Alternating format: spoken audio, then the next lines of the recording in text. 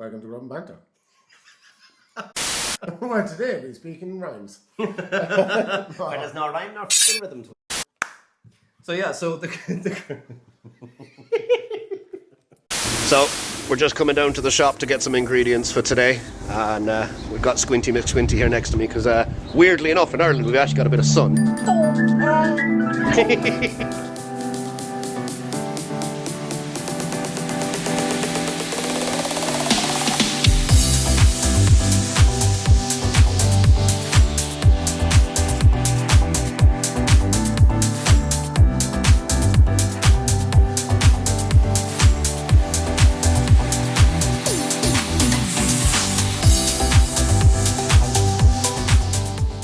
Today we make beef Wellington with mashed potato and a red wine jus. Let's get into it. Right, so we're just going to prep the beef for our beef Wellington. So we're just going to quickly unpack it. I've got 2 joints of beef here. We couldn't get fillets, so we're using sirloin, which is close enough to it. They're about 1 kg each, so we're going to do 2 of them. And what we're going to do is just trim off the fat cap. And we're actually going to keep that for our sauce, our red wine sauce that we're going to make in a while. And then what we're going to do is wrap the beef nice and tight in cling film and get it into the fridge for about half an hour or an hour. We'll just remove the fat cap, try not to take any of the meat from underneath. I suppose this is the difference with using sirloin. It's got a bit of fat in it, whereas the fillet would obviously have little to no fat. But this is what we have, and this is what we're going to use. We've got our beef nice and trimmed down and into 2 kind of regular shapes. We're just going to wrap them tightly in cling film. We're going to give them 2 or 3 wraps around, just trying to keep a nice shape in them. Well, I say 2 or 3 wraps around, that was quite a bit more. And then we'll just give them a little pop his ends in, tuck it in, give him a twist. Yeah, with that one. Give him nice and tight. And he's going to pop into the fridge for half an hour to an hour. So for beef Wellington, we need a duxelle. And what a duxelle is mushrooms. We're going to use... Not that one. Beep, try again. We're going to use chestnut mushrooms, just because there's a bit more of an earthy flavour from them. So for your duxelle, you want to wash and dry your mushrooms, and then as fine a dice as possible, so that when we cook them, we can render down every bit of water out of them to keep them nice and dry.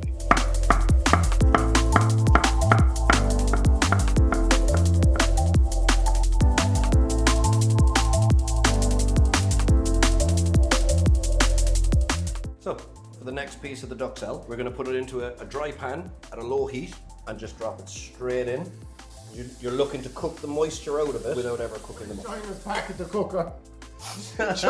George has had his mushroom sweating down. What's the word? Duxelle. Duxelle. Mushroom duxelle. So it's mushroom duxelle that we're going to coat the beef before we wrap up and all the rest of the stuff. We'll go through that as we go. I'm actually going to start our red wine jus. So I've got the beef trimmings here inside in the pan, and then what we're planning on doing is fry down the beef trimmings until you kind of release all the flavours and oils. Then we remove them from the pot, and then we're going to go in with our shallots, garlic and thyme and just sweat them down. And then we're going to add about 1/2 to 3/4 bottle of red wine. Let that reduce by 1/2 to 3/4. In with about 750 ml beef stock. Let that reduce down by 1/2, and then we nearly have our sauce ready to go. So while Andrew does that, I'm going to finish removing all the moisture from the duxelle. It is very, very close. There's only a very small bit of moisture left in that. And while that's also going on, I'm going to prep the potatoes for steaming in a little while.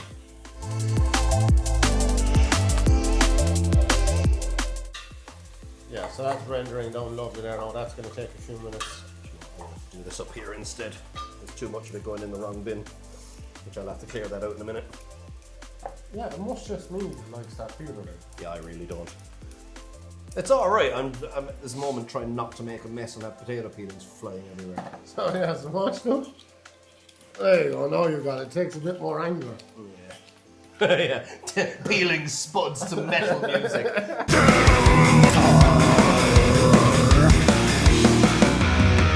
Yeah, I see. Oh, you can't see this at home. There is very, very little moisture left in those now. So as you put them across the pan and pull up, there's no moisture left in the pan. So there was no oil, no butter, no nothing went into that. It was just the mushrooms, and the water that excretes from them just is enough to keep them steaming away without actually burning or cooking. And once you're on a low heat for a long time. And all I did was just add a small bit of salt to it. The salt seasons it, but it also helps to draw the moisture out. Yeah, so we're gonna season some black pepper and salt. Good pinch of salt. But what I will say, if you are that lady that we were talking to in, where were we? Was it Aldi? Aldi and Carrigaline today. Aldi and Carrigaline. Hi. Hope you enjoy what you found. Yeah, thanks for stopping and asking us. Yeah. Our beef trimmings are well and truly rendered down now. There's lots of flavour and beautiful smells in there. So what we're going to do is we're just going to transfer the actual meat itself out of the pot into a bowl.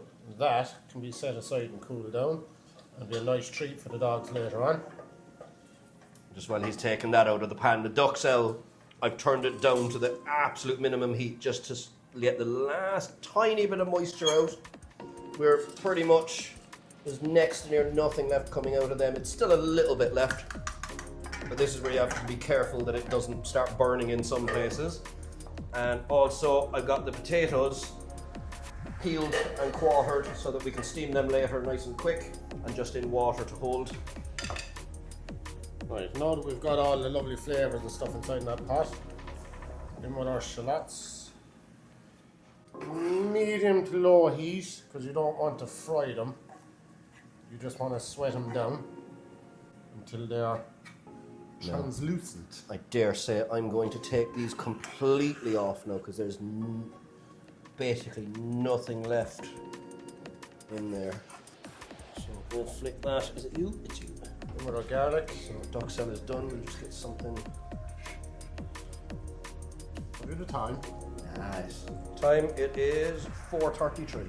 No, I have the time, not you. Hey, very good. You got me there. You absolutely got me there. Oh, that instantly smells delicious. So yeah, we're just gonna sweat them down. Take probably 3 to 5 minutes, and then we'll carry on.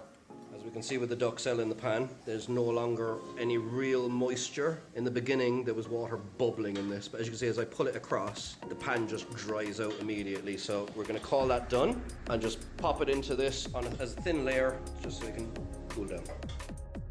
So all we're going to do now is just liberally season with salt all around the outside of the meat, and then that'll get ready to go into a pan to sear on all sides.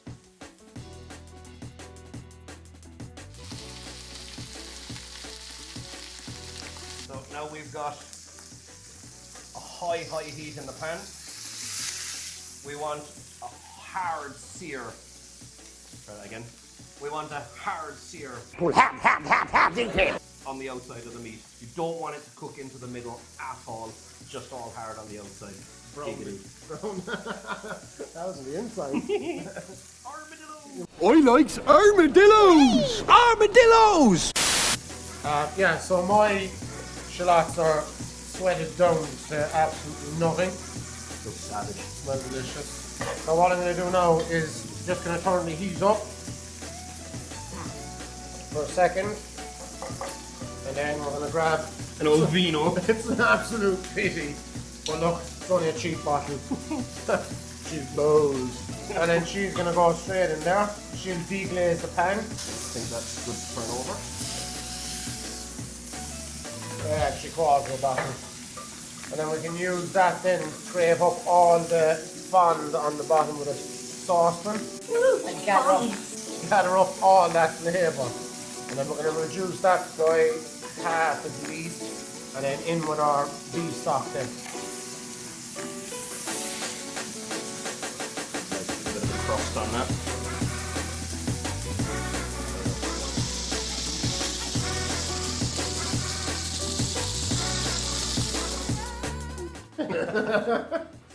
So now we've got a good hard sear on the beef.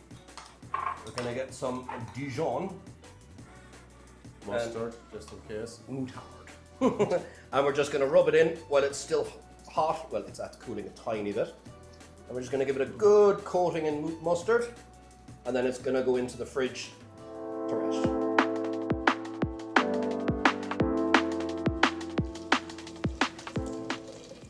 I think it's time for a montage of all the boring bits. Let's go, baby. Enjoy the music.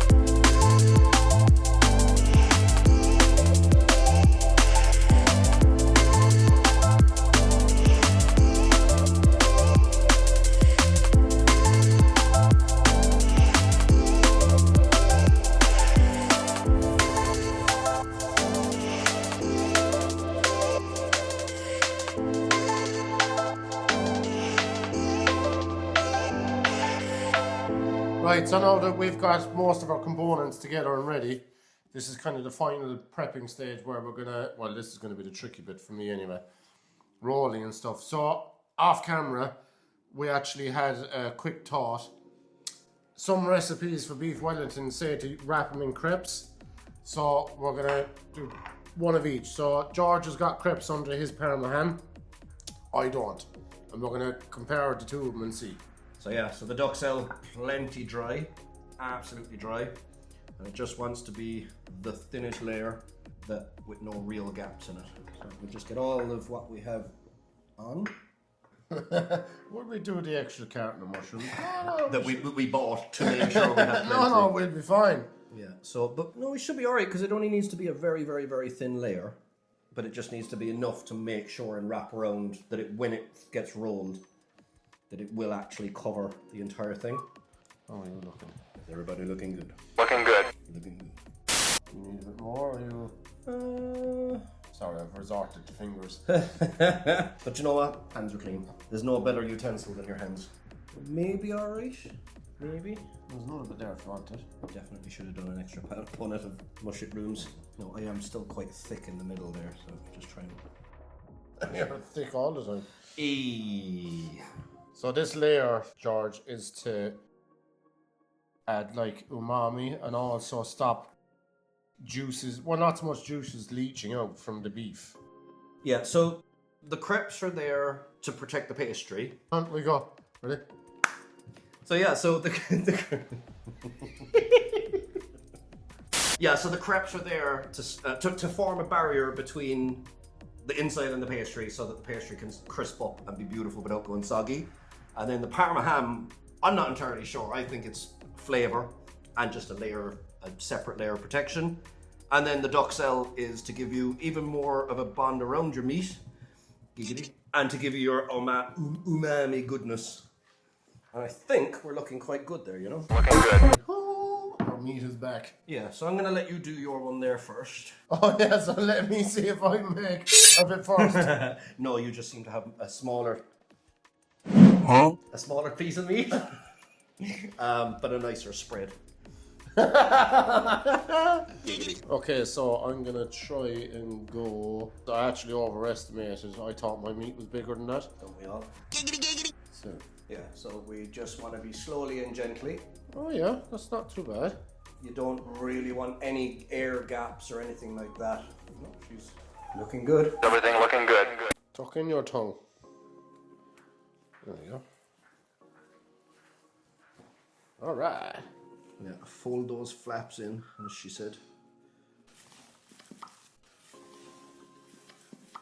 Brother, And so, yeah, just while you're doing that, I'm going to attempt to start on this one.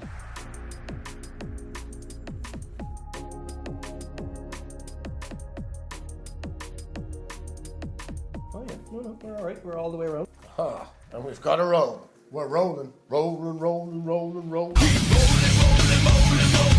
Look at that. Ooh, nice. Yeah, I dare say I am gonna have to trim the end of this. My meat's not that big. You thought you had the big one. What do we reckon? Maybe 2 inches off the edge? Yeah, definitely. There's plenty there. Just be a bit more uniform. No, take that off. Yeah, I couldn't quite let go of it. There you go. George is under pressure, but it looks of it. Not under pressure, just roasting. Your extractor is good, but it is very, very warm in here. You happy? Yeah. If you want to grab a side, have a twisty.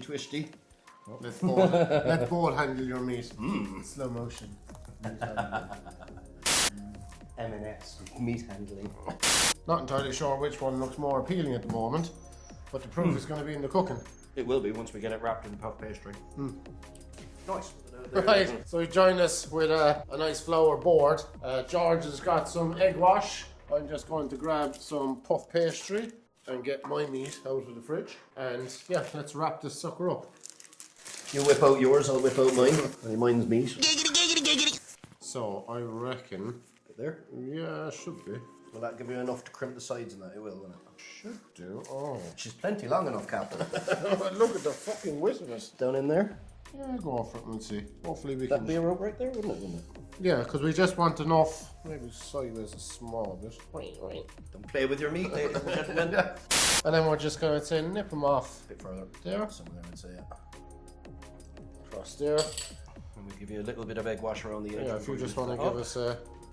That's a bong from the oven. He's preheated. Do you use your oven as a bong, do you? So we preheated the oven to 220 degrees Celsius, and that's going to go in for about the first 10 minutes. Yep, 10 minutes, yeah. And then we just drop the temperature down. Yeah, now you're looking good. Now we're talking. So now you just want to pat down to seal it in. Don't know who Pat is, but there you go. Yeah, well, I know who seal is. Oh, hey.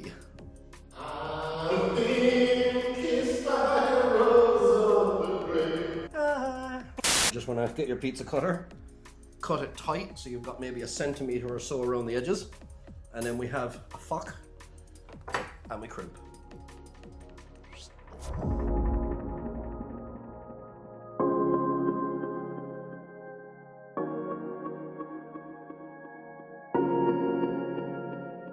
Yeah, exactly that, yeah.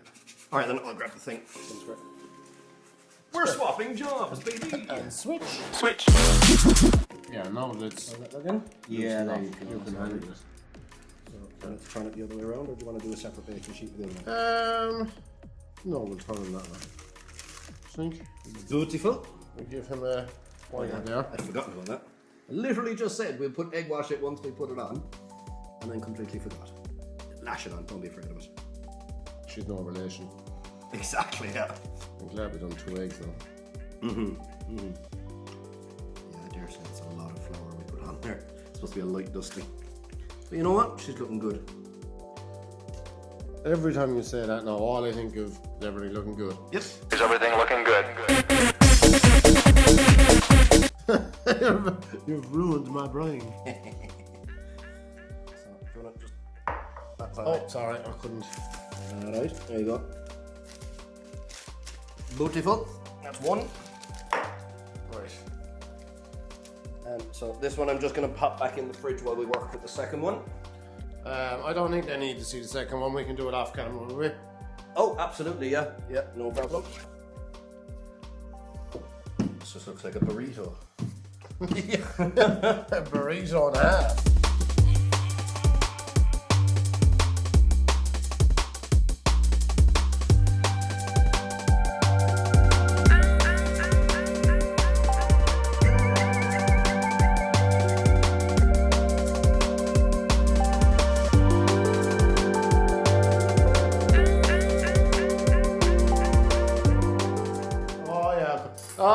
Oh yeah, Bilbo Baggins here. Huh? Putting fancy markings on the top of it.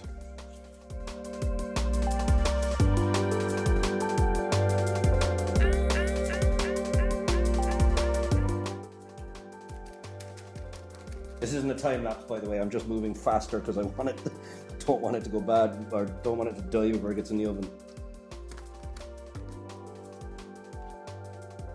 Okay, Happy? in Right. we go. 2 of them into oven.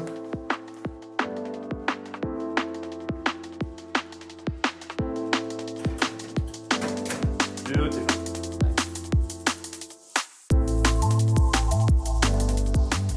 2 hours later.